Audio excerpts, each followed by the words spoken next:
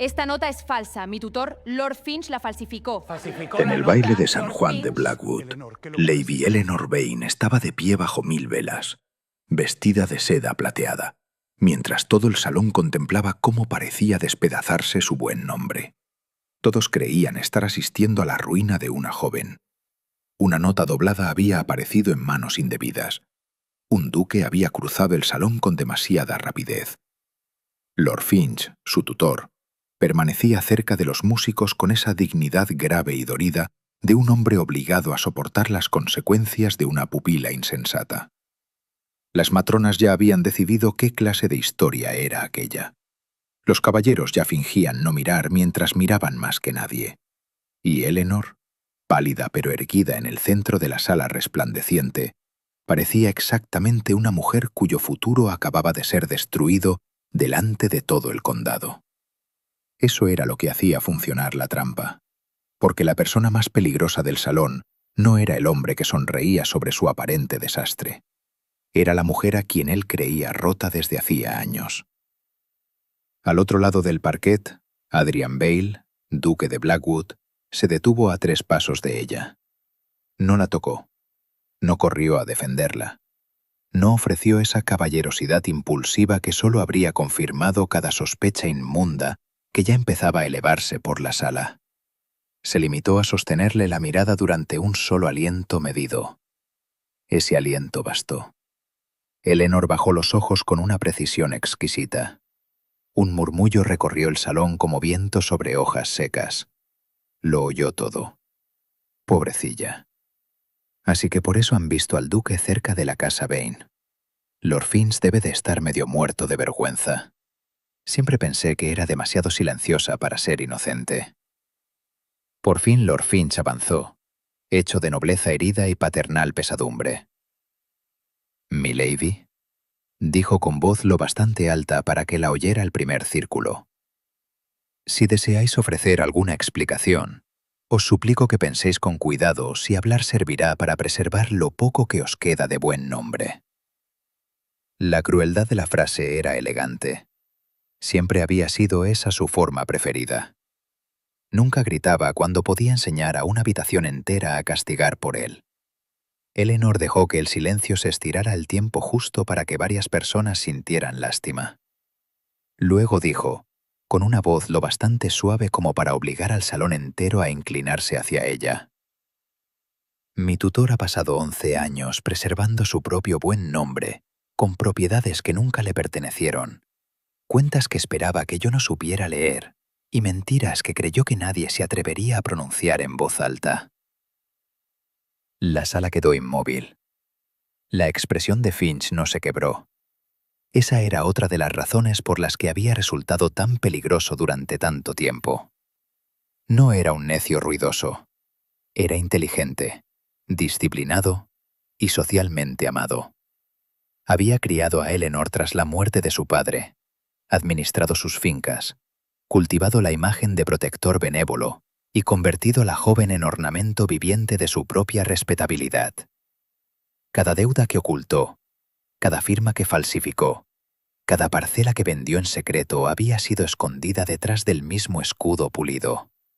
La confianza de una sociedad que prefiere el encanto a la vigilancia.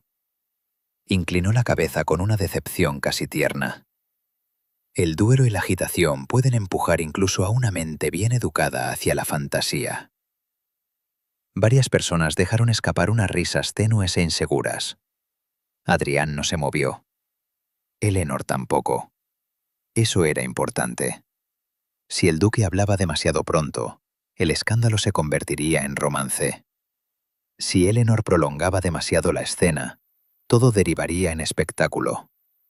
Necesitaban el salón equilibrado exactamente en ese punto, en que el chisme aún podía redirigirse hacia el hambre de verdad.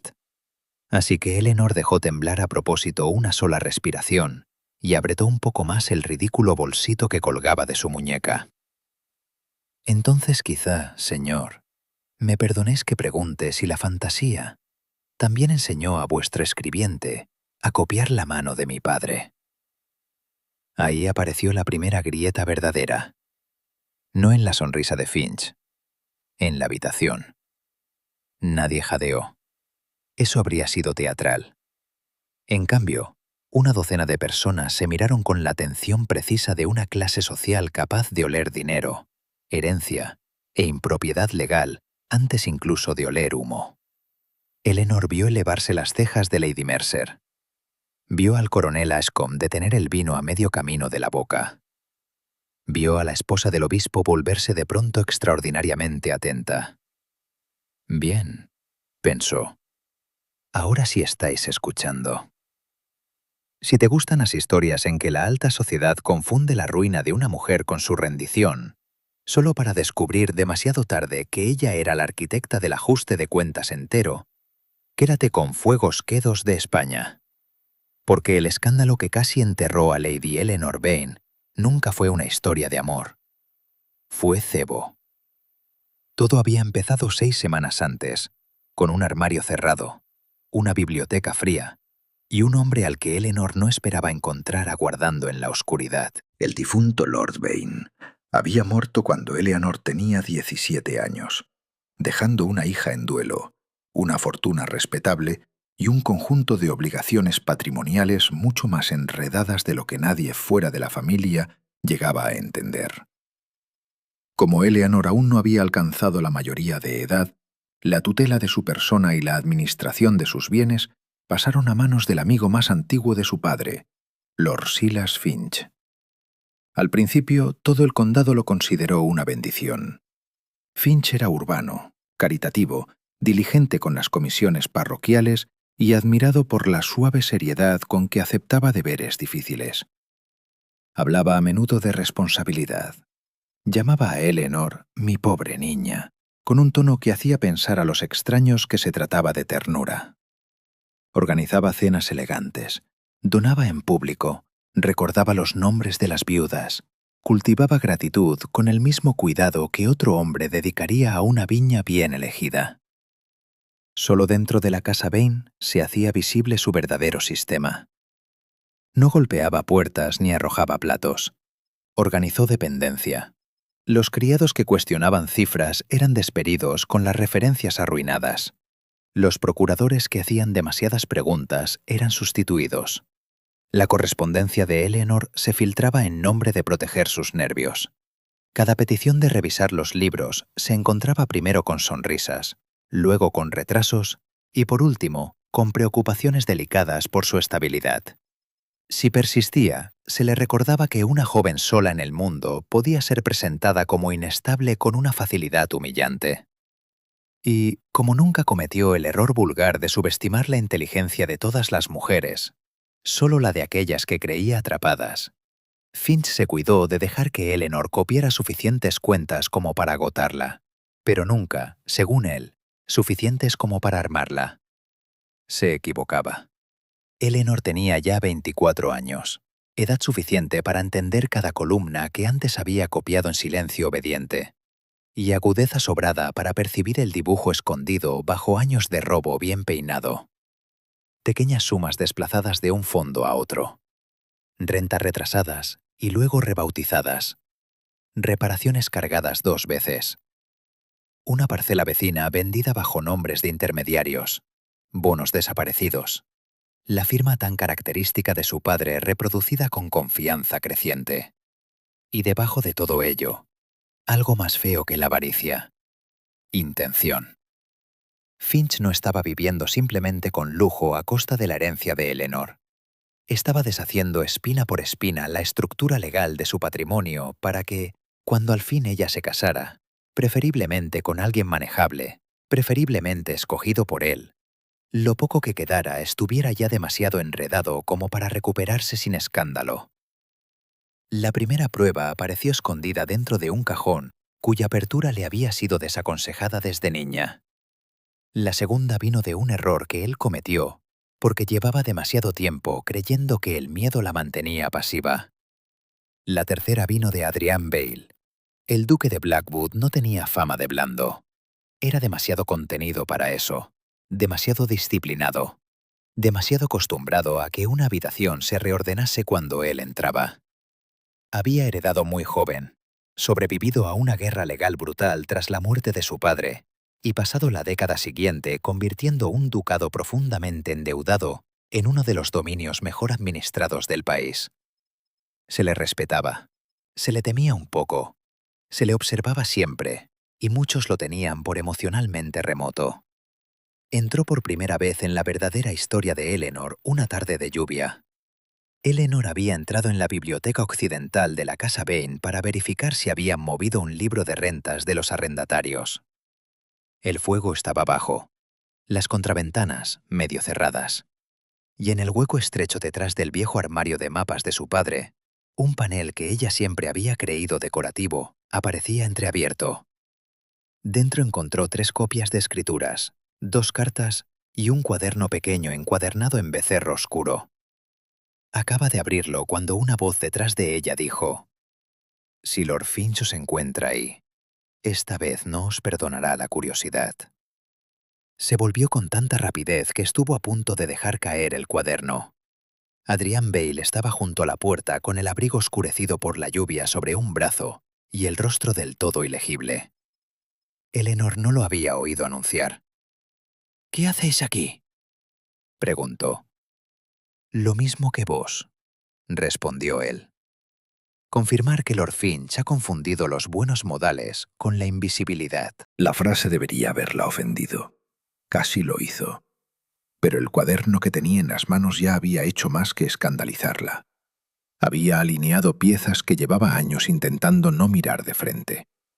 ¿Lo sabíais? Lo sospechaba. Vuestro padre ayudó una vez al mío a deshacer un fraude marítimo. Yo recuerdo el modo en que respiran los libros honestos. Las cifras de Finch tienen la clase equivocada de elegancia. Aquella respuesta era tan específica, tan seca y tan práctica, que Eleanor le creyó en el acto. No le pidió el cuaderno, no exigió confianza. Solo fue hasta la mesa, encendió una segunda vela y dijo: «Si queréis enterrarlo todo, me marcho ahora mismo y guardaré silencio. Si queréis destruirlo, debéis dejar de pensar como pupila y empezar a pensar como heredera». Nadie le había ofrecido nunca la elección en esos términos. Destruirlo. No sobrevivirlo. No soportarlo. No escapar con dignidad. Destruir la estructura que lo hacía posible. Debería haberla asustado. En cambio, la sostuvo. Durante las 2 semanas siguientes, Eleanor y Adrián construyeron el caso por capas. No temerariamente. No románticamente. Eso vendría después, y solo porque el respeto tuvo espacio para crecer allí donde antes vivía el miedo.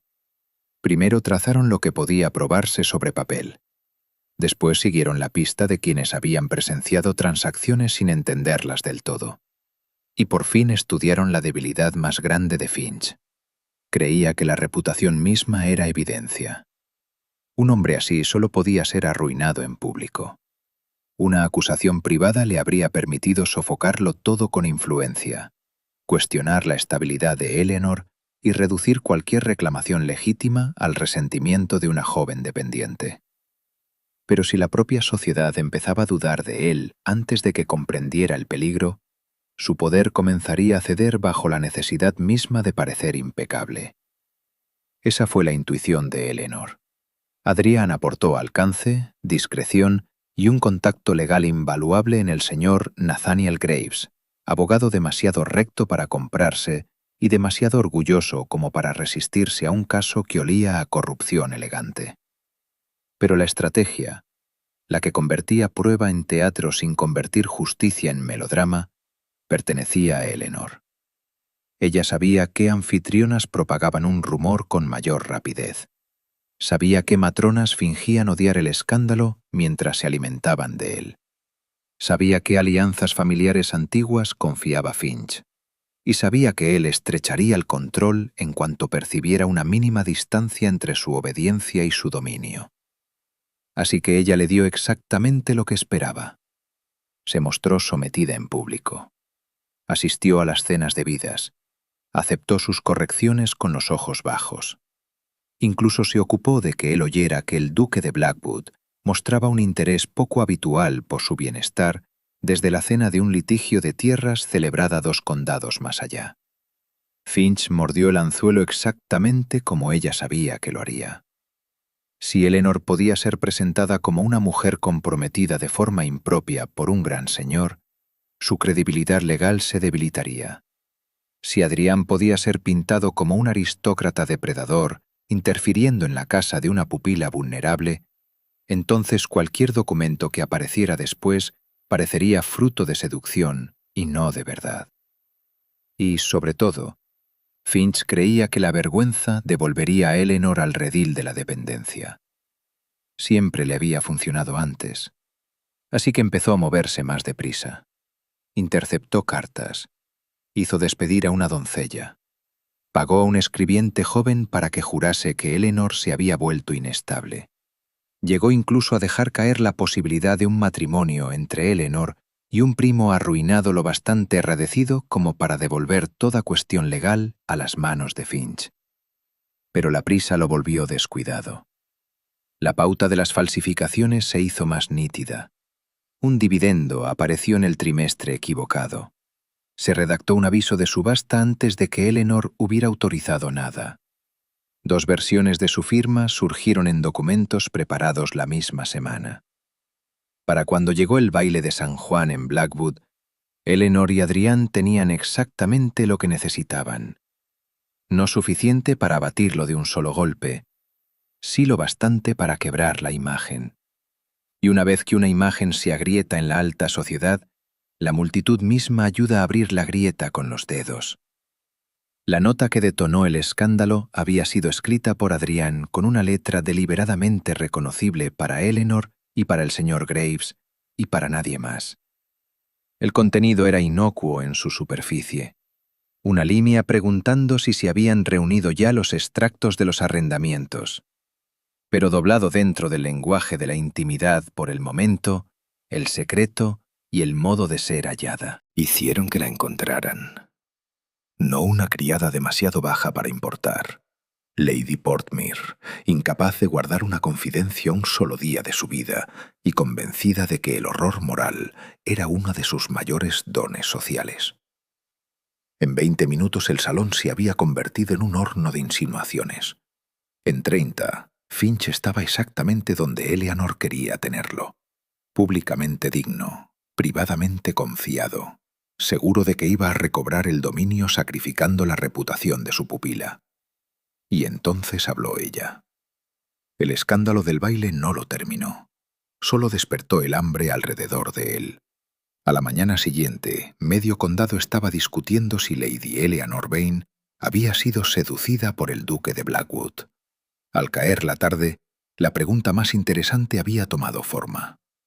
¿Por qué Lord Finch pareció tan alarmado cuando ella mencionó escritura falsificada?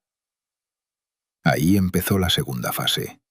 La subasta de San Crispín llevaba meses prevista. Una venta benéfica brillante de cuadros, plata, relojes importados y curiosidades de familias nobles, frecuentada por todos los aristócratas ociosos a distancia soportable de carruaje. Finch pretendía usarla para proyectar normalidad. Aparecería en público con Eleanor, bromearía sobre la noche anterior y recordaría al condado que el rango siempre se asienta más deprisa que el rumor. Eleanor pretendía envenenar esa confianza desde la raíz. Llegó con seda gris perla y ni rastro de angustia, y eso solo ya lo inquietó. Las mujeres que él esperaba ver compadeciéndola la estudiaban ahora como si intentaran averiguar si habían leído mal todo el episodio. Adrián se mantuvo cuidadosamente distante durante la mayor parte de la velada, hablando con militares, magistrados y un anciano vizconde cuya memoria para las transferencias de tierras era casi sobrenatural. De nuevo, no representaron amantes, representaron posibilidad. Eso resultaba mucho más peligroso. En el centro de la subasta se alzaba un escritorio de palo de rosa catalogado como pieza de la colección Vane. Eleanor lo reconoció al instante. Había pertenecido a su madre. Según los inventarios domésticos, jamás había sido destinado a la venta. Finch no esperaba que ella lo notara en público. Un descuido. dijo con suavidad cuando ella se detuvo ante el mueble. No, respondió Eleanor con una suavidad idéntica. Una suposición. Un pequeño corro elegante se formó alrededor, fingiendo no escuchar. Eleanor apoyó las yemas de los dedos sobre la madera. Esta pieza pertenecía a los efectos privados de mi madre. Si se ofrece aquí, imagino que alguien ha extraviado un inventario o ha falsificado autoridad para desprenderse de ella. Finch sonrió. Querida niña, ¿debemos continuar con esta afición teatral por la acusación? No es acusación, respondió ella. Es verificación. Entonces, con una deliberación exquisita, levantó la tapa del escritorio y extrajo del compartimento secreto un paquete lacrado que Finch no sabía que ella había encontrado y vuelto a dejar 2 días antes. Esta vez sí hubo un jadeo. Dentro había extractos copiados, una instrucción hipotecaria sin firmar y una lista parcial de valores transferidos vinculados a las rentas de la casa Bain. No bastaban para la sentencia final, pero bastaban para hacer correr sangre social. El coronel Ascombe exigió saber por qué se ocultaban papeles patrimoniales en una pieza puesta en subasta. Lady Mercer preguntó, con excesiva dulzura, si el tutor había querido presentar la falsificación como administración sentimental de un recuerdo familiar. Alguien se rió. Otro dejó de reír tan pronto como Adrián volvió los ojos en su dirección. Finch se recompuso con velocidad admirable. Siempre lo hacía. No gritó. No negó de frente. Sembró confusión. Error de un escribiente. Papeles mal archivados. Una joven nerviosa, excitada por los rumores y alentada por un duque excesivamente interesado. ¿Y acaso no había notado todo el mundo cuán extrañamente íntima se estaba volviendo la preocupación de Blackwood? Era exactamente la jugada que Eleanor esperaba. Por fin se volvió hacia Adrián. La sala contuvo el aliento. «Milord Duque», dijo, con voz suficiente para que la oyera todo el salón de exposición. «Tal vez sea momento de privar al condado de la única explicación que parece capaz de imaginar». Adrián cruzó hacia ella con el mismo dominio mesurado que había mostrado en el baile. «Podéis privarlos de cuanto os plazca, Lady Eleanor». Las comisuras de la boca de ella casi se movieron. «Este caballero», dijo, volviéndose a la sala, «no me ha comprometido. Me ha asesorado. No me ha seducido. Me ha procurado testigos, contactos legales y la única cualidad que mi tutor rezó siempre para que yo no adquiriera en cantidad suficiente». «¿Y cuál es?», preguntó Lady Portmere antes de poder contenerse. Eleanor sostuvo sus ojos. «Confianza». La palabra cayó con más fuerza de cualquier acusación pronunciada a voces. La sala rió, sí, pero ahora reía en la dirección elegida por Eleanor. Finch lo vio. Eleanor vio que él lo veía. Ese fue el verdadero punto de inflexión, no la prueba, el poder. Por primera vez, el mando social de Finch no acudió a su llamada con la rapidez acostumbrada. El tribunal legal se reunió 4 días después en la vieja cámara de audiencia de Harrow Court. Para entonces, el señor Graves había reunido declaraciones juradas de 2 antiguos escribientes, un administrador despedido y un agente bancario que prefería la vergüenza a una acusación formal. Un perito en escritura había comparado 3 firmas discutidas con correspondencia auténtica de Lord Bain. Adrián se había ocupado discretamente de que acudieran los magistrados adecuados. Eleanor había pasado medianoche repasando columnas copiadas hasta que los números le nadaban detrás de los ojos. Tenía miedo. Eso importaba. El valor, en mujeres como Eleanor, nunca es ausencia de miedo. Es acción después de una larga educación en el precio del miedo. La cámara estaba ya llena antes de comenzar la vista. Magistrados delante, hidalgo y propietarios pegados a las paredes, clérigos en bancos sombríos. Mujeres apretadas al fondo bajo sombreros que se inclinaban más cuanto más hondo se volvía el escándalo. Lord Finch entró vestido de paño azul oscuro y desprecio sereno. Si se sentía cercado, pensaba parecer solo inconvenientemente interrumpido. Eleanor vestía de verde profundo. Adrián se sentó detrás y a la izquierda de ella, no a su lado, sin dejar duda visual alguna sobre de quién era aquella batalla. Cuando la llamaron, se levantó sin temblor en las manos. Al principio, el abogado de Finch intentó exactamente lo que ella había previsto. Emoción, fragilidad, influencia impropia. Una señorita susceptible resentida contra una tutela necesaria. Un duque poderoso aprovechando el interés caballeresco para interferir en asuntos familiares. El señor Graves fue deshaciendo con paciencia aquella construcción. Después, Eleanor hizo el resto. No suplicó. Enseñó. Condujo a los magistrados línea por línea a través de los libros de cuentas. Mostró dónde desaparecían las rentas entre los extractos trimestrales y los depósitos de los fideicomisos. Mostró dónde se duplicaban gastos de reparación. Mostró cómo la firma conocida de su padre mudaba de presión y ángulo en los documentos posteriores. Mostró dónde las ventas de la subasta se cruzaban con deudas que Finch había ocultado en otras propiedades. Por último, alzó el libro negro. El auténtico. El mismo que Finch creía quemado tras un supuesto accidente en un almacén 2 años atrás. Había sobrevivido porque la señora Dalrymple, antigua ama de llaves de su padre, lo había escondido al advertir cifras retiradas de los libros oficiales. Desde entonces había vivido en silencio con una hija casada, 40 millas más allá, aguardando una pregunta que nadie se había atrevido a formularle. Ahora respondió bajo juramento.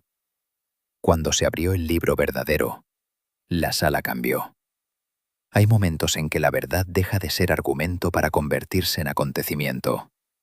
Ese fue uno. Las columnas cuadraban. Las fechas se enlazaban. Las transferencias falsificadas apuntaban de nuevo a deudas privadas a nombre de Finch. El escritorio subastado enlazaba con memorandos ocultos. Una cadena falsa de gastos de tutela se derrumbó bajo la comparación directa. Por fin Finch se levantó, no con furia, sino con la arrogancia fría y desesperada de un hombre que aún cree que el tono puede imponerse al hecho. «Esto es absurdo», dijo. «Un condado embrujado por el teatro y manipulado por una mujer que confunde la insolencia con la competencia». Eleanor se volvió hacia él antes de que nadie más respondiera. «No», dijo.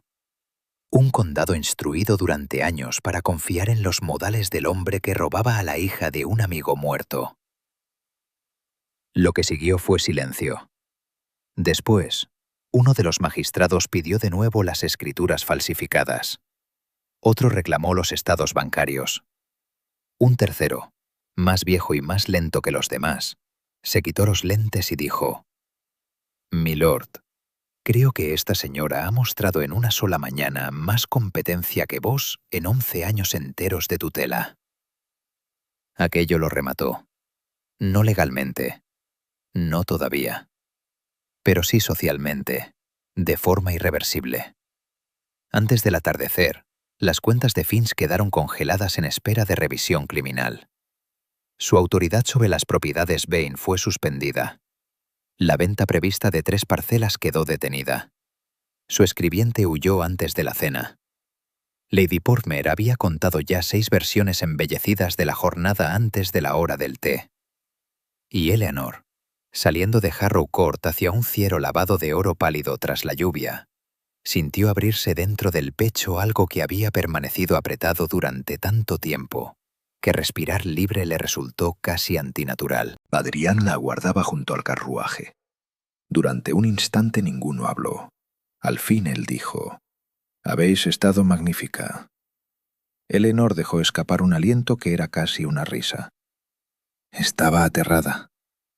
«Sí», respondió él. «Precisamente por eso habéis estado magnífica. Habría sido fácil terminar la historia allí, con triunfo y beso. Pero los finales fáciles pertenecen a vidas menores. Quedaba todavía restitución que ordenar, tierras que recuperar, personal doméstico que reorganizar, arrendatarios que tranquilizar, avisos legales que firmar y una humillación final que soportar.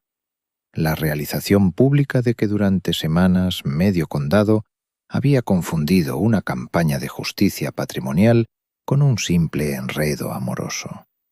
Eleanor soportó también eso, aunque ahora en términos distintos, porque una vez que el tribunal dejó claro que el supuesto romance no había sido más que cobertura para una operación de prueba, el chisme cambió de dirección con una rapidez casi cómica.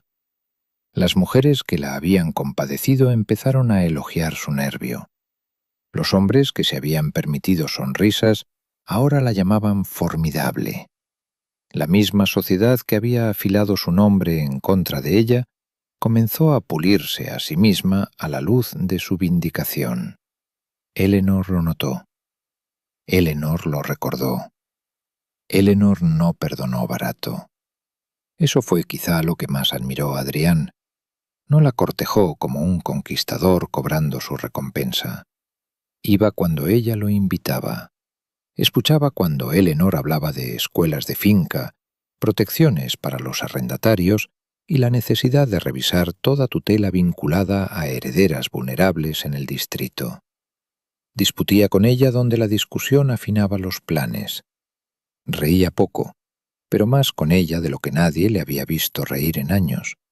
Y cuando el silencio caía entre ambos, no contenía coerción alguna, solo reconocimiento.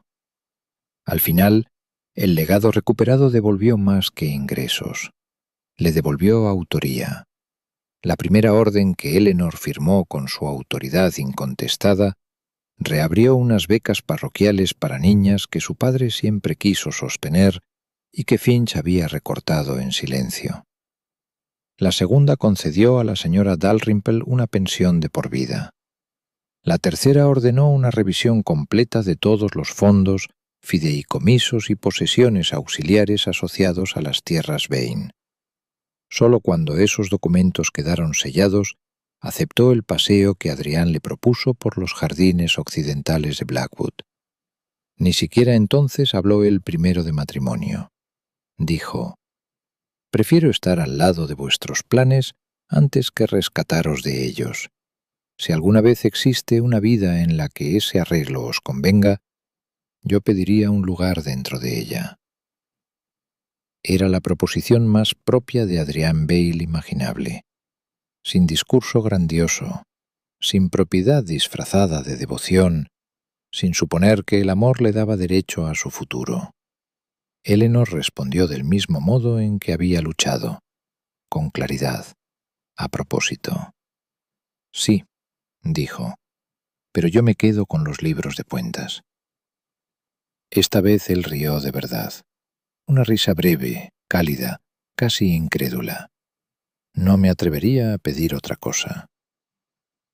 Cuando Lady Eleanor Vane se convirtió en duquesa de Blackwood la primavera siguiente, el condado entero trató el enlace como el dulce remate final de un escándalo redimido por el romance. Volvieron a equivocarse. El romance era solo una parte del desenlace. La victoria más verdadera era esta. Un tutor corrupto había construido su poder sobre la idea de que el silencio de una joven podía administrarse para siempre. Un hombre brillante había intentado borrar una herencia mediante encanto, papeles y teatro social, y la mujer a quien despuntó utilizó cada escenario en que él confiaba, salón de baile, sala de subasta, tribunal, para devolverle la mirada, exponer el fraude y escribirse de nuevo dentro de la historia con su propia mano. Lo que parecía desgracia había sido estrategia. Lo que parecía seducción había sido alianza. Lo que parecía escándalo había sido justicia aguardando testigos.